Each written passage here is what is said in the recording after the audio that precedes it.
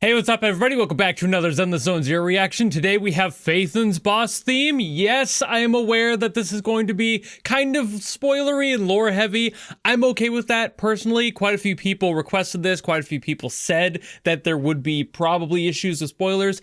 I personally don't have a problem with that. I don't mind spoilers. I'm a journey, not the destination kind of person. So anything going on here, I'm going to be in the complete dark of what's really happening. So that's what matters. So when I play the game next month, this is not going to affect anything, but I also learned that this is apparently, at least the first phase, supposed to be a remix of Terror Raptor, and that's still one of my top 5 nastiest songs they've ever made. So I'm really excited to hear what this one's like, and without further ado, let's go!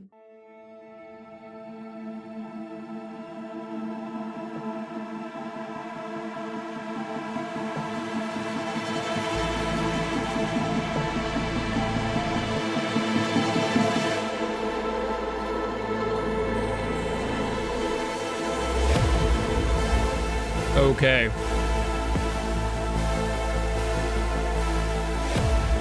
Definitely one hell of a mood they're setting here.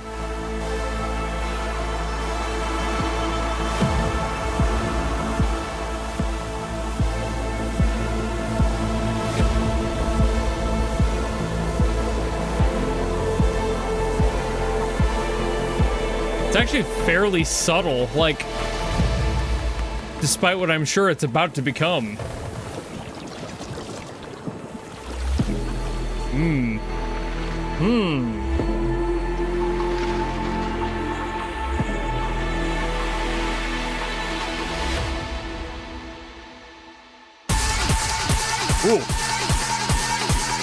Oh, the great intro. Great atmosphere to set.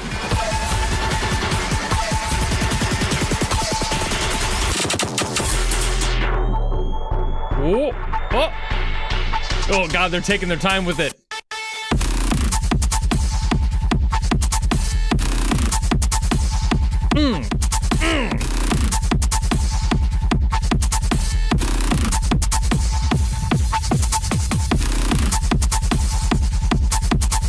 So simple. Extremely dissected. Not too much happening. Yet.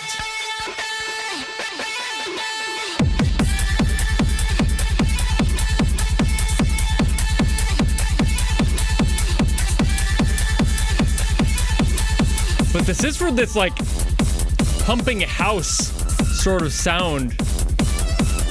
Really flexes itself.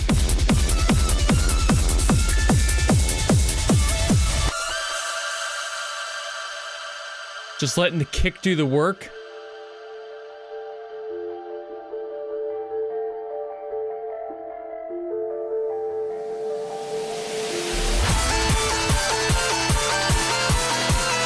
Ooh. Ooh. Where's this gonna go?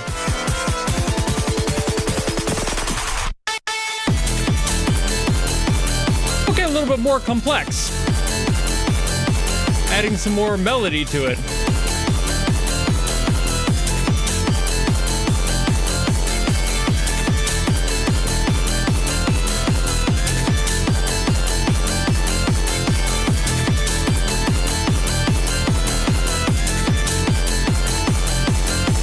Very good evolution from that first bit.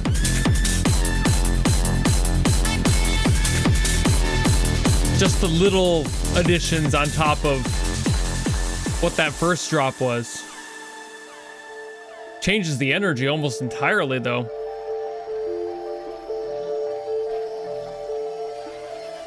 I wonder if they're going to keep that going or if they're going to loop it.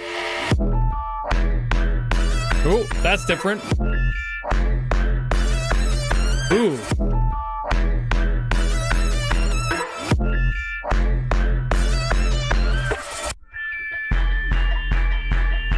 Oh, what the hell?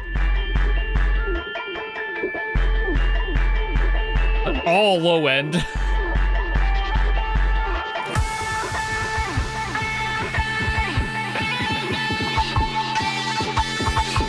This is adventurous in the weirdest way. Oh. And now we're moving to phase 2, probably, right?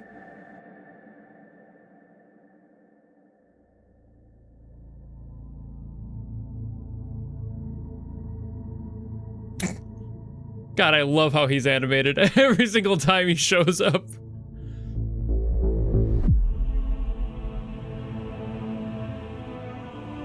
Okay. The intensity has now completely shifted. With those diminished, crunchy horror notes in there.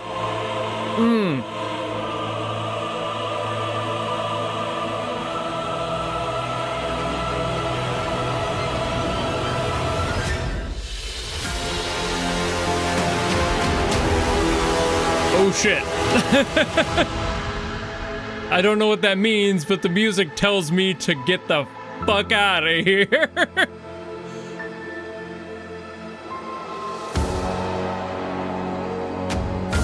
And again, how empty it is. It's so empty.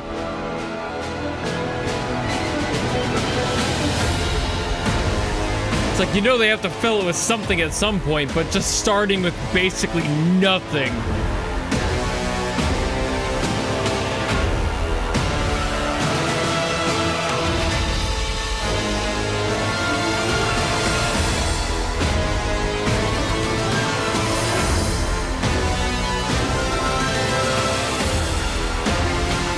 This is such an intense shift in the paradigm. Like, that first phase was almost fun compared to this.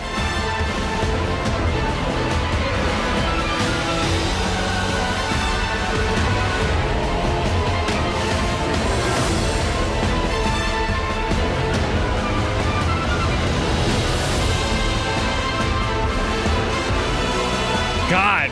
I'm just finding myself immersed in it.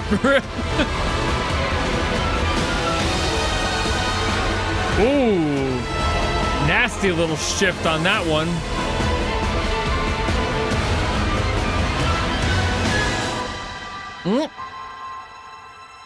Hold you high. No resolution yet, if ever.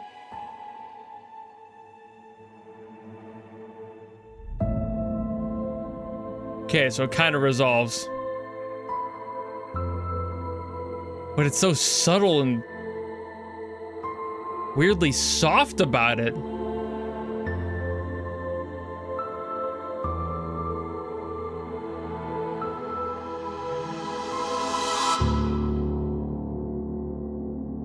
But they were fine a second ago. I'm sorry. Couldn't help myself.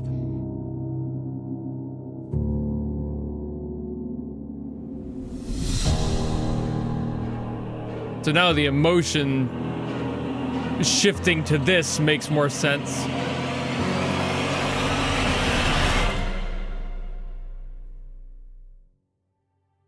Oh shit. I don't know what's happening.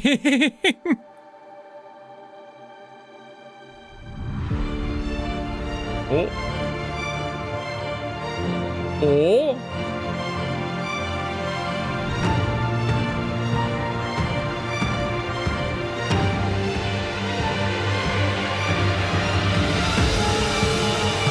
Okay.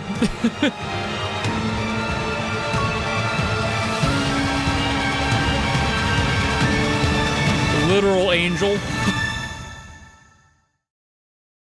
Okay, well now, yeah, the emotional shift makes sense there at the end with that. Obviously, like I said, I have no clue what's happening with this story at all. So like whatever was going on there, whatever relationship's going on there, not a damn clue. I have no clue who she is. I don't know who he is. I don't have a clue who the rest of them are, really. Like, I don't know their personalities. So none of that makes a difference to me. Just in case you were wondering, I'm just reacting to the raw image of what's being shown. I don't actually know anything going on here, so that means nothing aside from Angel Girl saves boy from maybe weird demon soul that was trying to take him over. That's my best guess, honestly. All right, so there was a lot going on in this song because it was technically two different songs, very different in energy and approach, but I definitely see how these songs are connected, just like intrinsically. It's weird to say that given how different they are, but they have kind of a similar drive to them on the bass line of things. For the first song, it's almost entirely just laying on the D. That's it. It's just the D the whole way through. That's it. That's kind of the driving note on the bottom of everything. And that's pretty much par for the course. If you watched any of my prior stuff on Zenless, you know that EDM does this. It sticks to one note, maybe two, and I think at best it bounces between the D and the A, and that's about it, you know? Not really much more to say about it. It's pretty simple, pretty straightforward. It drives the song. That 4 on the floor bass line keeps the block rocking, and that's all you really need. But that's exactly why I think that this song and the second phase work weirdly well together, because they are kind of rooted in the same area. Not necessarily the key of D or anything, and I think it was actually technically D minor for the first song, but because it's A minor for the second. And that makes the song immediately darker. You can kind of hear this and how there's like this tension in the D minor. Of course, it's a minor chord, so it's going to have a little bit of that just by default. But compare this to this, and just playing them together, they work together on the scale. So it's like, okay, that's there, but you can feel that emotional shift from something that's a little bit higher and brighter just remotely, compared to this, which is much more of an emotional settle. And this has a lot of weight in this next song for this cinematic approach to this sound. I love what they did here. It drops immediately, whereas the other song was just kind of like laying on the D note, and like that was basically just the pumping sound of it. For the second one, we start on A minor, and then we go further down, F. Then we get E out of it as well. We do get a D minor in there. So it's like we get movement out of it, and there's also an E sus4 that resolves into an E. And there's also a secret little chord that they added in here to add just a little bit more tension, the F sharp minor. And the way that that plays in is mostly whenever they want to make you feel immediately kind of gross, like, oh, the song is changing, there's something that needs to be wrong right here. For example, you're on the F chord, and then it would go and drop into that, and then from there you can go to the E, and there's just a lot of movement there. But also it's the fact that it doesn't really want to resolve to anything specific. You know, it's just really hard to find a place for that to work. And one of the very few places it does work as a resolution is dropping down into the E. So we have that, and again, you could add that sus4 in there as well if you wanted to really have it be like this fall into place. And that does happen quite a few times in the song, and one of my favorite things with how this resolves. I do love this little cheeky F sharp minor though, because this adds just a little bit of tension, but also just in the impact of going from like the A minor up to this, you know, it's just such a large leap, and it doesn't really feel like it works. They're very tensious. They don't have a good relationship between them. So even if you go straight from this up to the F and then like work your way back down, do something like that, and then resolve into the E, it doesn't necessarily feel good either. It doesn't feel like there's the question's been answered in this way. The resolve isn't quite there. And there's a few times where they use a B or a B minor somewhere in there too. And I think even at one point maybe a C, which is weird because I don't think that really works, but the B minor B kind of does. There's a lot of cheekiness happening in this more cinematic part of the song though, and why I think that that adds so much emotion to the track. Tension is how you add emotion to music. You have to have these things that are crunching up against each other and working their way out, even if it doesn't feel very, you know, resolved in a way. It doesn't feel satisfying in that way to go from this to go down to that, because it still feels like there's information missing. You could go from the same thing down into the D minor, and now that wants to go somewhere. Maybe back down into the A minor. It's so hard to find a place for these to go. And that's why it's so interesting, because as the D minor goes, it also wants to resolve into like the lower E, for example. So it's like, it's just, you can't really think of many places for that sort of a relationship to go. So it's constantly floating above in this ethereal block of unknowing this whole time. And I feel like that reflects the story that we're being shown a lot. Just the fact that there's this constant unknowing going on in this entire moment, you know? Like I mentioned, I don't really know the plot of what's happening here, but because of relationships like that in the chords, I'm able to go, oh, I get it. Even without seeing the visuals, I'm able to put together, there's something here that is constantly floating and not really getting its, you know, questions answered. You're not getting those answers. But like, where does it go to resolve that? And even as the song wraps up, we still resolve from that E sus4 into the E. So even by the end of there, it still feels like the song wants to go somewhere. Like not every single question's been answered, even though there was the nice movement of like A minor down to the F, and then, you know, and it's just kind of neat that this whole song kind of floats around this A minor, builds down into this F, D minor is probably the next in this chord progression, and then E would be technically the fourth chord in that build. But what really gets me is that they don't always have that D minor there.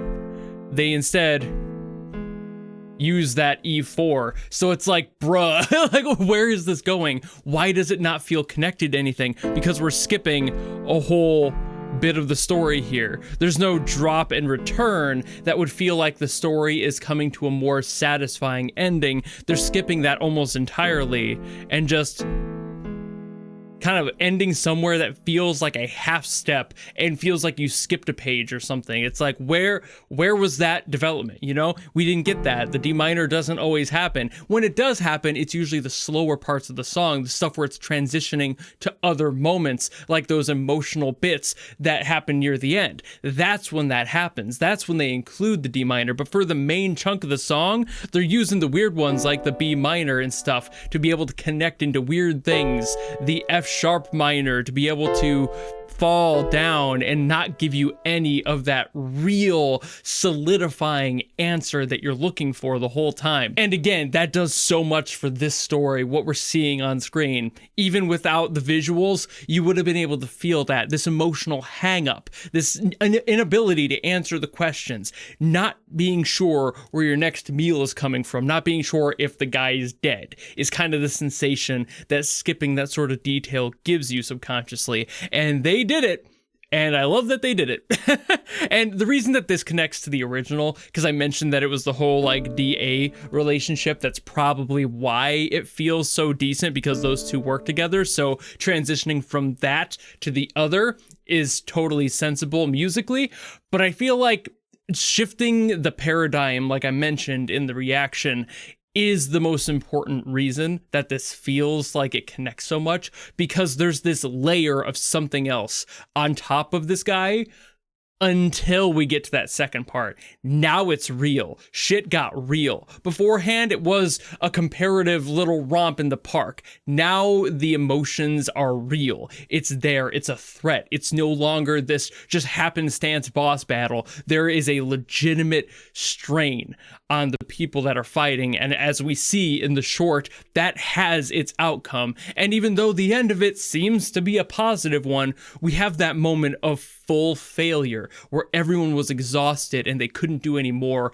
and something bad might have happened had that other character not shown up. So having that shift from something that feels so comparatively bouncy and usual for this game to then shift to this halfway through as like phase 2, time to die, that's probably the best thing they could have done for this sort of a fight. And having that extremely distinct sound between them is the best option to make it feel as impactful as it did in this moment. So they really nailed it with this one, as they tend to do. Zenless just has some amazing composers and producers, and they know what they're doing with this. I do want to get back to the other % songs as well. So unless there's another like boss theme or something you guys want me to listen to, I'll probably return to those next week. But thank you for requesting this one, because I loved hearing the dichotomy in this song, hearing that very sheer difference between them. It just makes the moments also real, and I love dissecting those. So thank you all so very much for watching. If you enjoyed this and you want me to get to something else, like I said, drop in the comments below and I will do my best as always to get to those.